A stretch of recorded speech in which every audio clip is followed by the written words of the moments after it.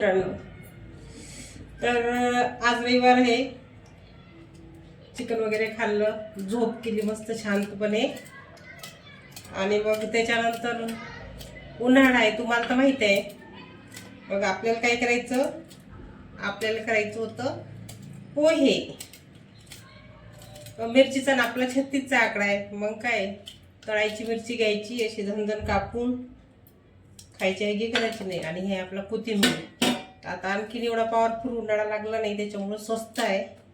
स्वस्त असल्यामुळं खाण्याची हैगी करायची नाही, आपला मस्त दाबून खायचा. आणि सगळ्यात जास्त म्हणजे मला कोथिंबीर भरपूर आवडते, त्याच्यामुळं मी शक्यतो आता एकटीलाच बनवायची आहे. तर त्याच्यामुळं मी कोथिंबीरचा भरपूर असा वापर करणार आहे.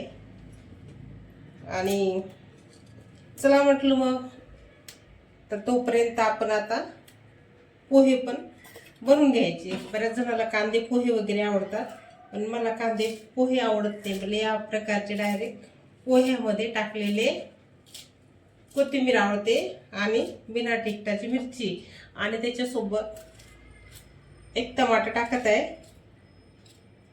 तुम्ही बघू शकता, प्रत्येकाची आपली वेगळी पद्धत असते करण्याची. तर मला अशा प्रकारचेच पोहे आवडतात. शक्यतो मी जास्त पोहे वापरत नाही, पण आता तुम्हाला माहिती आहे, भूक लागली तर आपला हे बेस्ट पर्याय असते. आणि याच्यामुळे लगेच आपण आपला गॅस चालू करणार.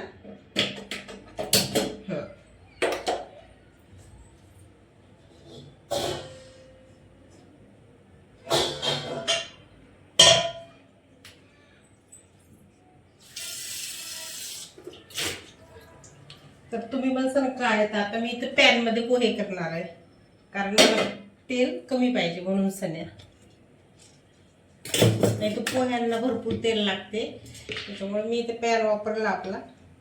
म्हणजे तुम्हाला वापरा म्हणून सांगत नाही, आता ही प्रत्येकाच आपली आपली पद्धत करते. पण मला, आणि मेन गोष्ट म्हणजे भांडे भरपूर पडले घासायचे, त्याच्यामुळं ते कढई पातेलं सगळे तिकडे आहेत. म्हटलं मला लई जोरात भूक लागली, आपली अशी मिरची टाकून घेतली मस्त कधी. आणि त्याच्यामध्ये पोहे म्हटलं, पोहे मस्त अशा प्रकारे आता मिक्स करून घेणार. आणि आपली मिरची होत आली, त्याच्यामध्ये टमाटर टाकून देणार. बघू शकतात